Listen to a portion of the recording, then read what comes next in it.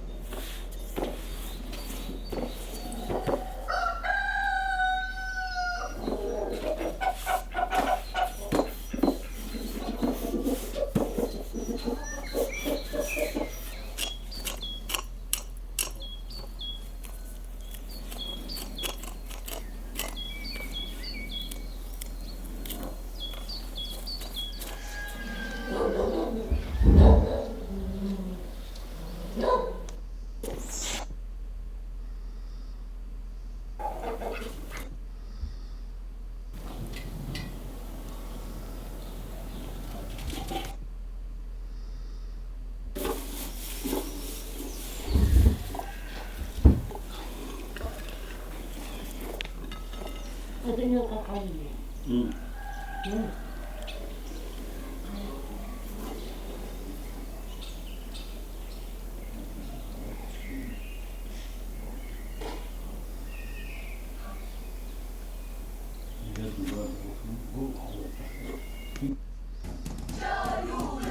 Cholula.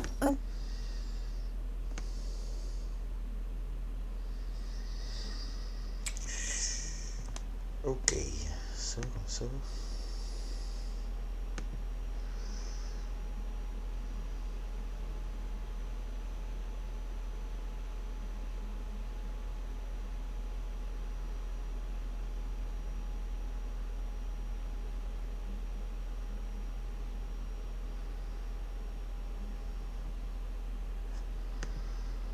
Mes amis, bien le bonjour. Dans la dernière vidéo, on parlait d'Oracle. Oracle qui a environ 30 000 personnes cette semaine, avec un email envoyé à 6 heures du matin.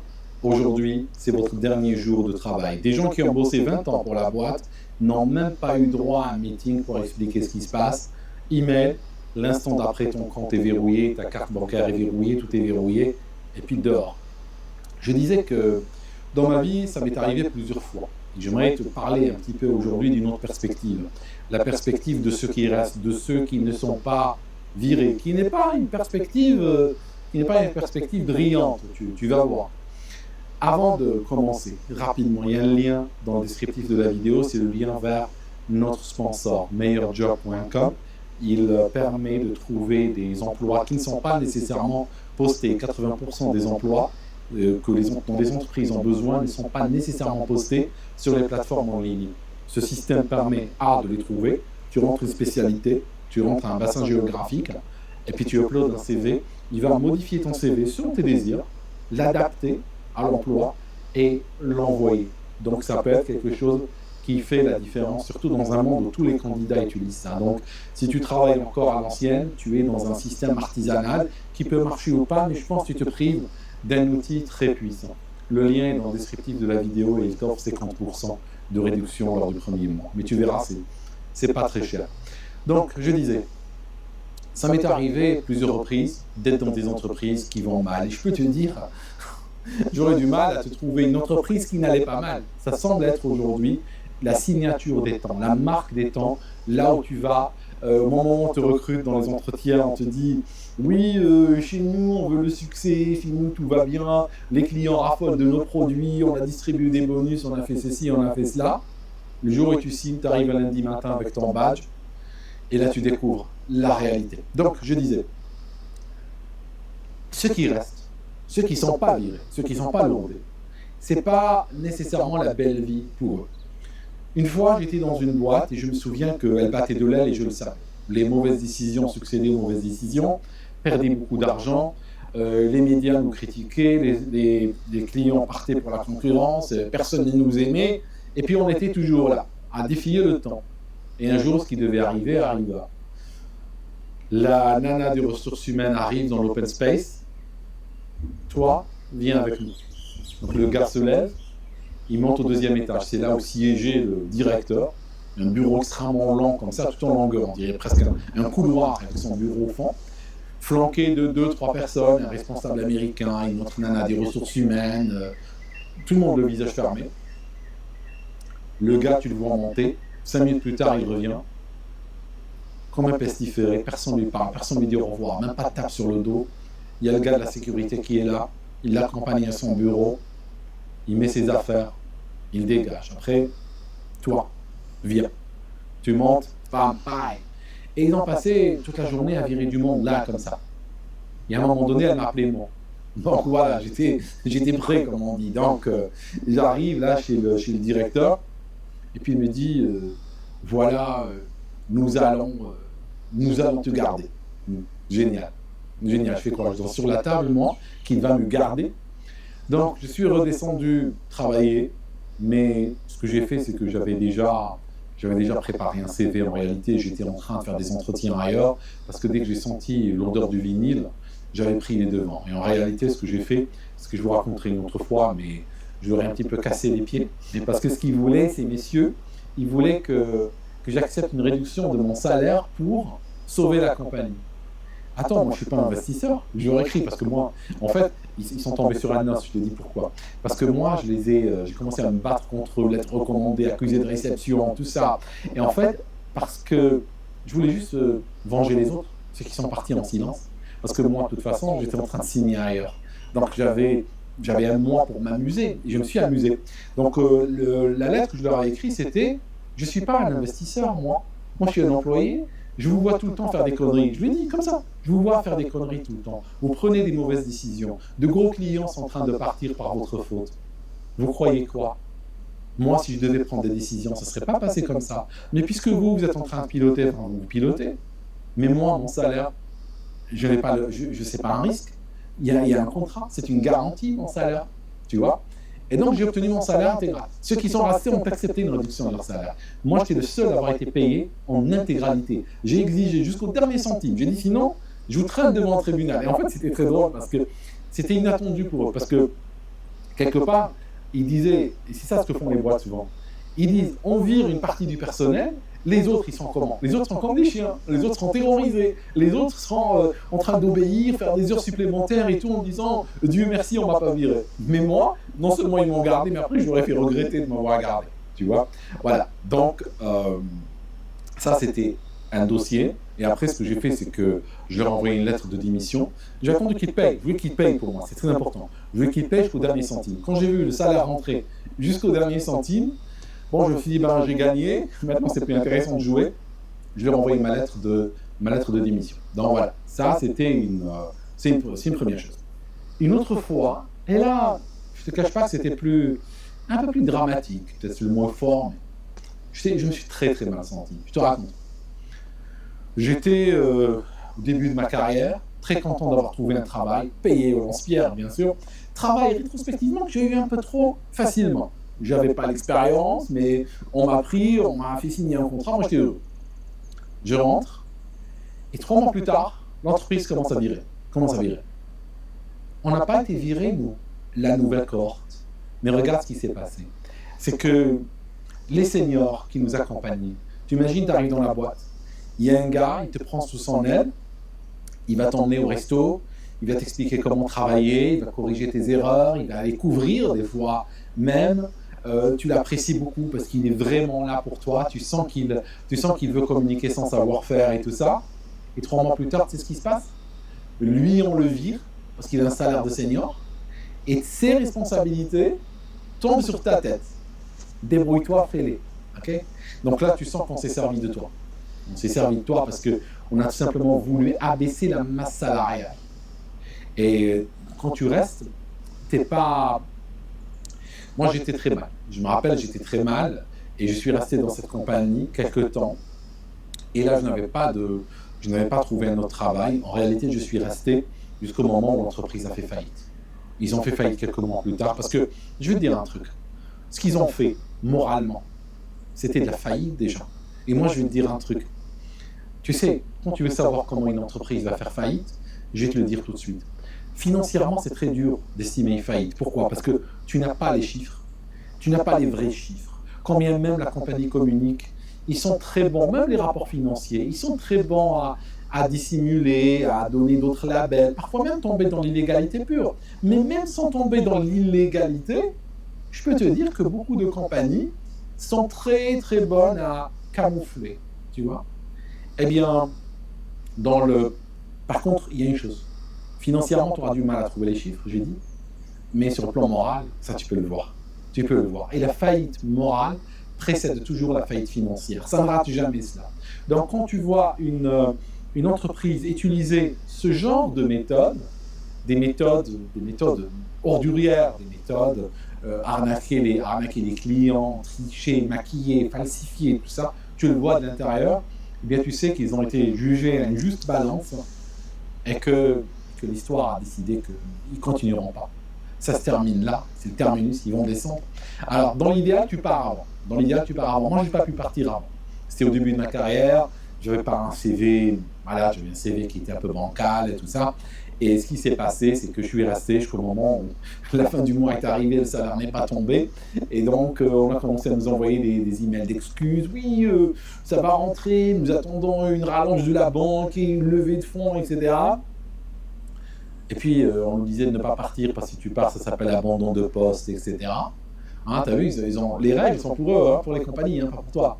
Et finalement, je n'ai pas été payé. Et puis l'entreprise a fait faillite 6 semaines plus tard. Et on s'est retrouvés tous lourdés, tu vois.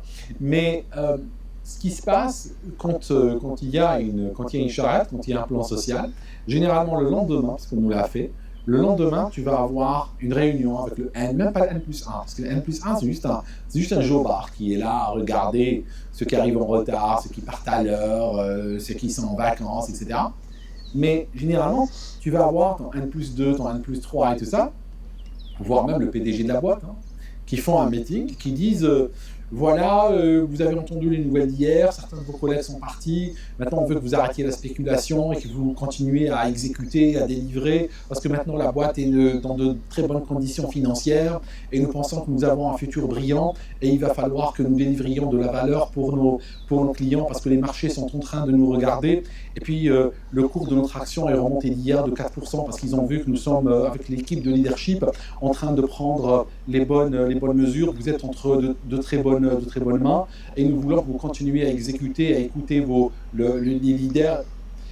Tu vois ce que je veux dire? Ce bullshit, je peux te le faire pendant 2 heures parce que je l'ai entendu toute ma vie. Dès que tu rentres dans une boîte, tu vas entendre ça. Donc, ce qui s'est passé, c'est que typiquement, comment ça se résume? Tout ce que je suis en train de te dire, là, ça se résume comment?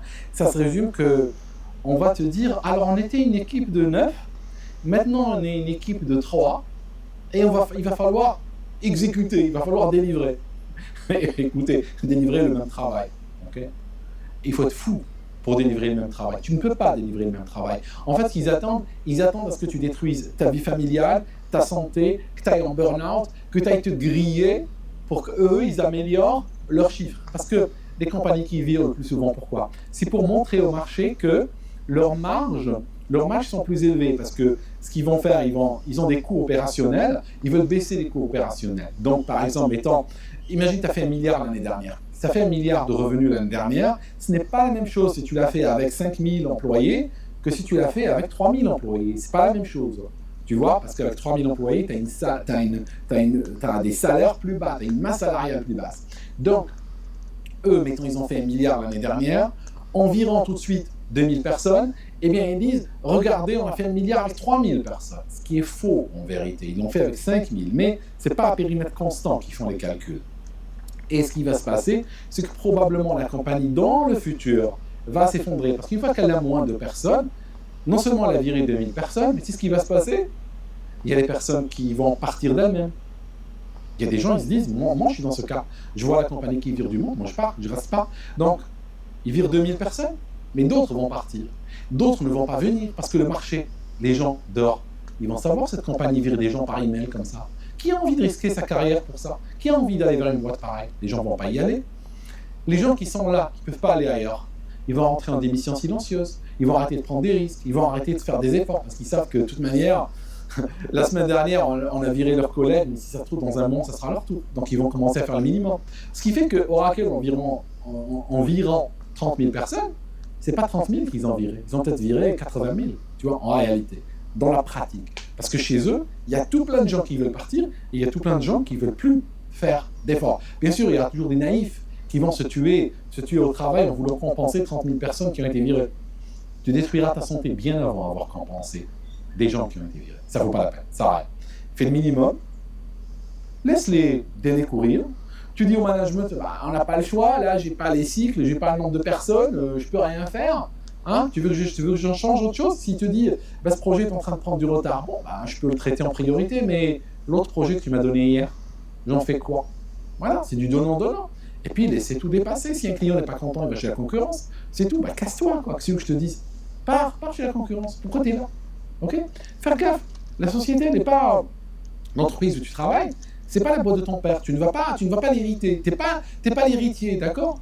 Donc, t'inquiète pas, si le coule, il coule. Hein, de toute façon, hein. Du moment que tu pars, C'est comme s'il n'existait pas pour toi. Okay, donc voilà, mes amis, c'est terrible ce qui est en train de se passer, mais c'est toujours, il faut que je vous en parle plus, avec l'IA et tout ça, cette obsession de couper les coûts à tout prix, mais qui pousse des compagnies à se détruire. Pourquoi? Parce que, un petit truc pour finir, c'est que quand l'entreprise vire, je t'ai dit 2000 personnes et tout ça, et qu'elle ne pourra jamais faire le même chiffre, et que les choses vont se dégrader et tout, c'est vrai, oui, mais les entreprises aujourd'hui sont gérées au court terme.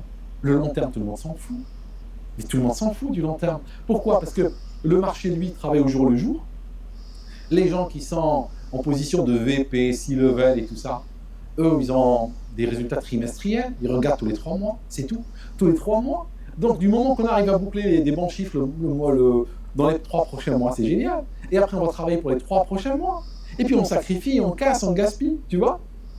Et puis le jour où ça coule, qu'est-ce qu'on fait? Ah ben, ce même VP, ce même C-level qui me disait nous sommes une famille et cette compagnie extraordinaire et moi je suis très fier de travailler pour cette boîte et des réalisations que nous avons faites ensemble et tout ça, ben, il sera chez la concurrence et la prochaine chose qu'il fait, tu sais ce qu'il va faire? Je vais te dire, moi je veux te rendre cynique, je veux que tu deviens cynique, d'accord? Je ne veux plus entendre des gens qui disent je suis loyal à ma compagnie. J'ai vu des gars avoir des positions de C-level, d'accord? C, ça signifie ils ont des stock options, des salaires énormes, des avantages énormes. Même quand il voyage, même quand il fait, je sais pas moi, lui il fait Paris-Genève, on va lui donner la first class et tout ça. C'est négocié dans son contrat quand il est arrivé. Et tu sais ce qu'il va faire? Une fois qu'il a salopé toute la compagnie, juste pour pouvoir prendre ses bonus, il part chez la concurrence. Et tu sais c'est quoi la suite? Il prend le téléphone. Je te parle du C-level, je te parle pas d'un jobard en bas de l'étage. Il prend le téléphone et il appelle les clients avec lesquels il avait développé des relations personnelles qu'il a été voir lorsqu'il prenait ses vols en first class. Et c'est ce qu'il va leur dire. Ah oui, t'es toujours chez... Oui, tu sais, moi, j'ai changé, là, j'ai bougé chez machin, la concurrence. Et puis, tu veux qu'on se rencontre? Là, j'aimerais bien te rencontrer, on peut aller, je peux t'inviter à manger, et puis on va discuter, parce que tu sais... On a de très belles offres ici, on a de meilleurs produits. Je sais que tu avais beaucoup de problèmes dans la précédente boîte. Là, tu sais, on a vraiment des produits très puissants et tout. Il va le ramener, il va le prendre à son ancien employeur et il va les entuber encore une fois. Tu vois? Et les compagnies apprécient. Il faut savoir, les entreprises apprécient de se faire entuber. C'est vraiment ça. Si tu es le gars qui te donne à fond, qui travaille comme si c'était la boîte de ton père, je vais te prédire ton avenir. Tu seras en retraité fauché et tu seras en situation de burn-out et de stress permanent. Je te le dis, ne rentre pas là-dedans, ne sois pas ce gars, ne joue pas ce rôle-là. Ok? Voilà mes amis. Merci d'avoir écouté cette vidéo jusqu'ici. On continue le combat. Regardez le lien de meilleurjob.com dans le descriptif de la vidéo et dans le commentaire épinglé. Et nous, on se voit dans la prochaine. À très bientôt.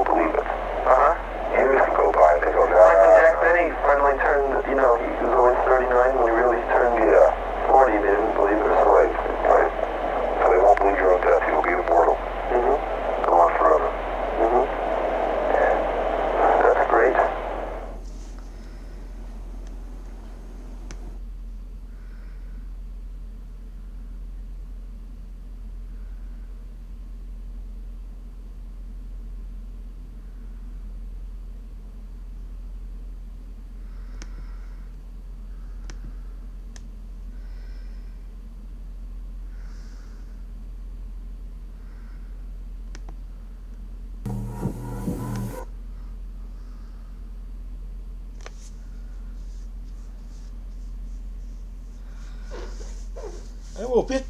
Tu sais, ici, mon chat. Viens, pit, mon pit. Viens, viens.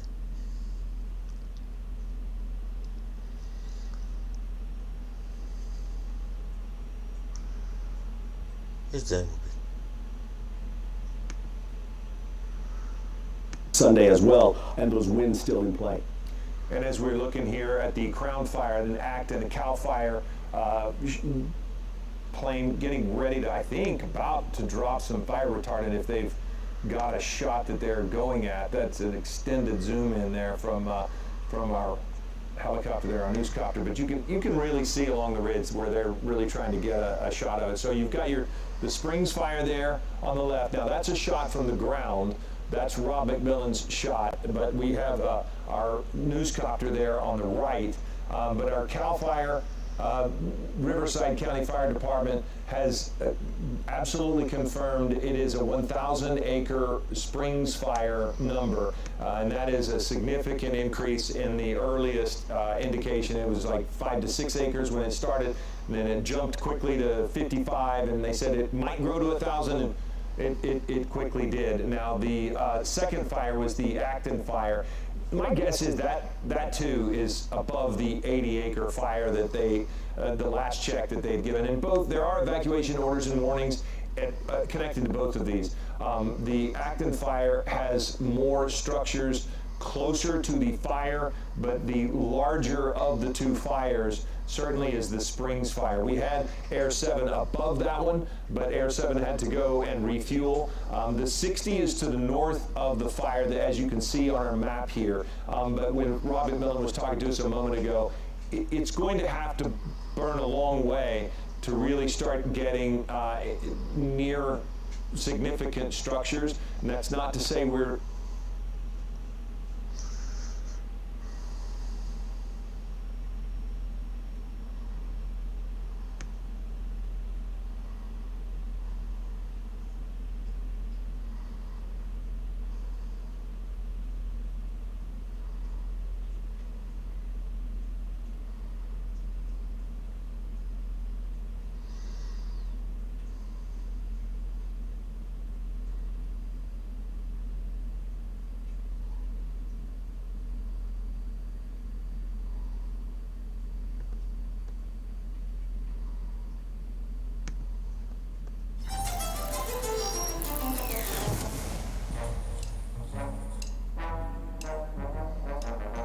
Faire de l'enquête, c'est complexe. Trouver des sujets de reportage, pas facile. Parfois, nos enquêtes commencent avec l'appel d'une source. Liste de fournisseurs potentiels pour différents produits. Puis là, je suis comme rendu au sirop d'érable. Ah oui, t'as ton nom là. C'est moins cher que les autres, mais j'en vends au bas de côté. Ah bon. Mais écoute. J'ai pris plein de trucs là. Ah bon, ben j'espère qu'on va bien s'entendre. Ah oui, c'est moi qui ai le meilleur d'un prix, puis ça, puis les autres qui m'apportent pas. Parfait, ça. Bon, ben super. Ah, mais mon Dieu, j'ai oublié. Je me suis nommé tantôt, mais j'ai oublié de prendre ton nom. Ah ouais, moi c'est Steve. Ah ouais, moi c'est Steve.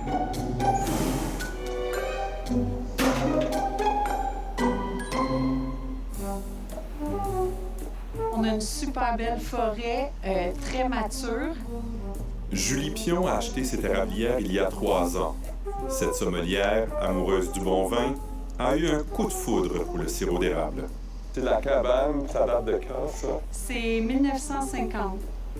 On a bouilli du sirop, puis on a adoré ça. On est tombé dedans. Puis nous, ici, c'est le respect de la matière première et c'est de développer des saveurs. Puis quand vous allez goûter les sirops, je pense que vous allez être d'accord avec moi qu'il fallait sauter dedans. Au bois, c'est ça qui fait le meilleur sirop, c'est la caramélisation. Donc, c'est une réaction chimique que le sucre va produire et qui va donner beaucoup de saveurs là, dans nos sirops. Dans du sirop d'érable pur, il n'y a qu'un ingrédient, de la sève d'érable. L'an dernier, on a isolé chacune de nos coulées. C'est le 15 mars. Allons-y. De l'année dernière. Oui. Juste au nez, déjà. Tu fais le tour? Tu On a un petit côté lacté, Attends. Bien. un peu caramel au beurre. C'est bon. Hein? C'est pas mal, hein? Ouais. Il y a comme quelque chose de Il distinctif y a quand une même. richesse. Le sirop d'érable, c'est magique, c'est un produit incroyable. Moi aussi, je vais avoir quelque chose à vous faire goûter. Ah oui? Oui, je vais en laisser ici. Moi, je veux vous faire goûter du sirop que nous, on s'est procuré. Puis je veux avoir votre avis de, justement, de quelqu'un qui aime beaucoup les sirops, déguster des sirops, l'aspect sommelière en vous. Alors, je goûte. Oui, allons-y.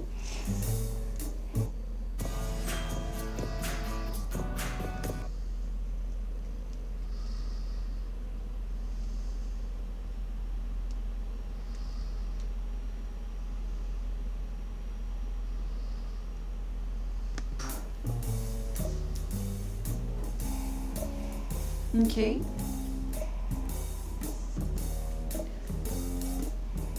J'ai pas eu un nez agréable.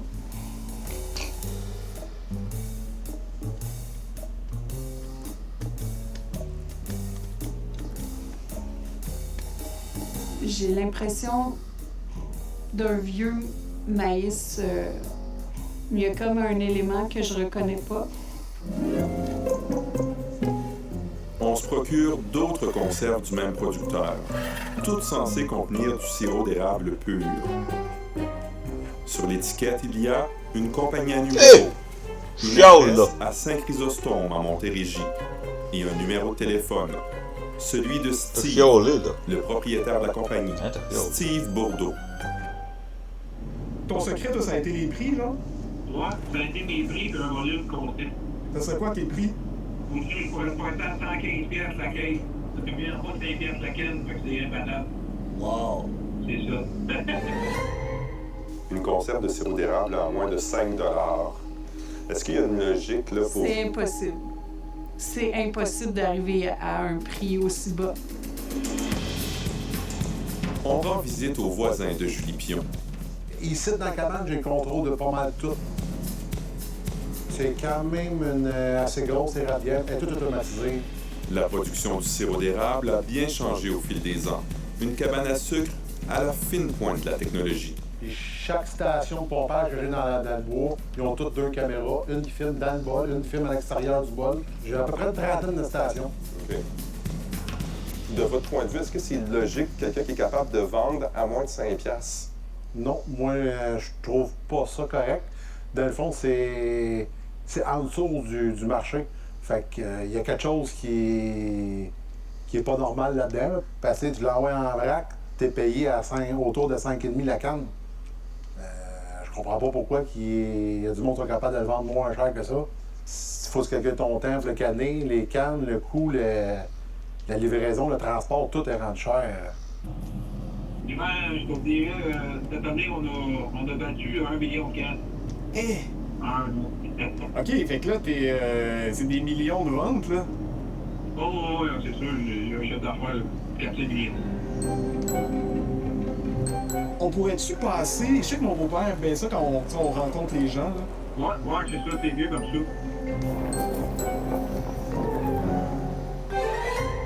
Que ça soit dissimulé. OK. Tu passes sur record d'enregistrer. Ah, voilà. OK, on va commencer par Michel. Donc, on va laisser ça à l'intérieur. C'est bon, c'est ici. Installe ton micro, comme ça on va le brancher après. Là. OK, je le mets ici. Ouais. Je pense qu'on a ce qu'il faut, là. Comment vous sentez, là, juste avant de partir? On va être prêt, on va être prêt. Donc, Mais dans vous le fond, allez nous, voir. on cherche vraiment le plus bas prix possible. Ouais, c'est ça. Donc, on veut voir s'il est prêt à nous faire vraiment des mélanges semi-légaux. Ben, c'est ça. Yes. C'est bon. Yes, OK. Attends. À 1 heure de route de Montréal, on arrive à l'érablière de Steve Bourdeau. OK, c'est à droite ici. OK, ça tourne. Sur les lieux, il y a plusieurs bâtiments, Je vais juste me mettre ici. On voit des cannes ici. des dizaines de barils et même des camions-citernes. Le propriétaire se présente peu de temps après. Alors, Valérie, Marianne. salut! Ça va bien? Yes! Bonjour. Eh oui. Ouais. Ça, c'est ton érablière, là? Ça a l'air de rouler pour la chatte. Ça va pas mal, là. Ça fait, là.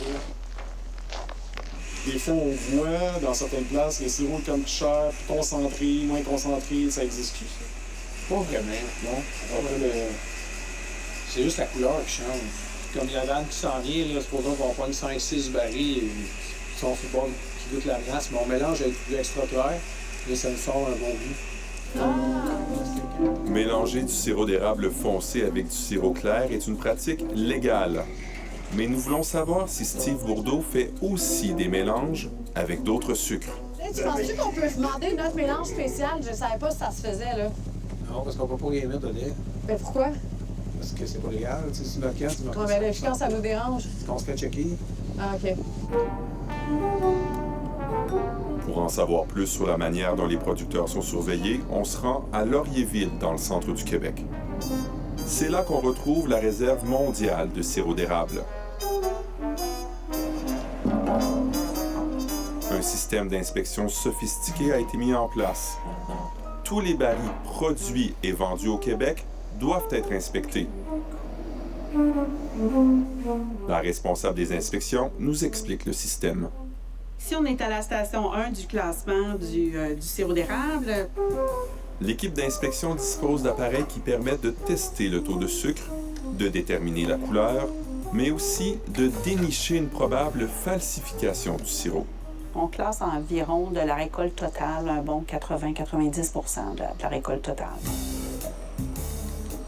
Dans une saison, ça va jouer entre 350 000 à 420 000 échantillons par année. C'est donc la très grande majorité du sirop qui est inspecté. Bon nombre de conserves vendues en épicerie proviennent de sirop. Il y a même des goûteurs spécialisés en sirop d'érable. Et s'il y a un doute sur l'authenticité du produit, on pousse plus loin les tests. À ce moment-là, le sirop est envoyé au laboratoire du Centre Acer à Saint-Hyacinthe. Et là, on passe par des tests beaucoup plus poussés. Depuis qu'on existe, on n'a jamais trouvé de sirop adultéré. Toutefois, certains producteurs n'ont pas à se soumettre au contrôle. Nous, on a le mandat d'analyser les grands contenants. Donc, toute la production de contenants de 5 litres et plus va passer par Acer Division Inspection pour se faire analyser. On ne fait pas le classement du sirop d'érable d'un producteur qui va vouloir aller en vente directe dans un supermarché ou tout ça. Donc, nous, on ne classe pas ce sirop d'érable. Célébrez Pâques avec éclat grâce au lapin or de Lindt. Autodesk Flow Studio. For previs, for postviz, for editors, collaborators, creators with countless stories to tell. For AI-powered motion capture, camera tracking. La vente directe aux épiceries, c'est justement ce que fait Steve Bourdeau. Il passe sous le radar des inspecteurs parce qu'il met lui-même en conserve le sirop qu'il produit. Ce type de conserve n'est pas inspecté, sauf lors de certains tests aléatoires.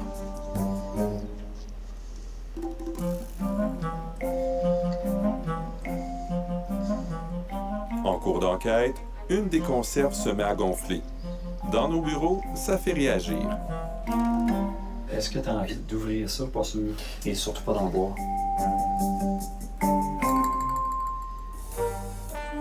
Pour vérifier si nos échantillons contiennent du sirop d'érable pur, nous partons pour Saint-Hyacinthe.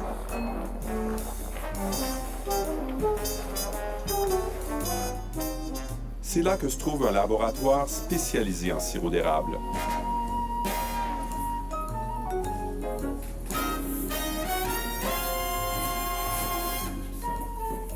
Nous y faisons tester 5 conserves de Steve Bourdeau, dont celle qui gonfle.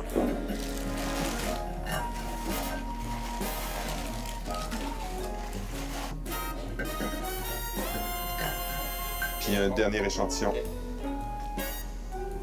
OK. Un contenant déformé comme ça, bien bombé, là, ça c'est la première fois que je le vois.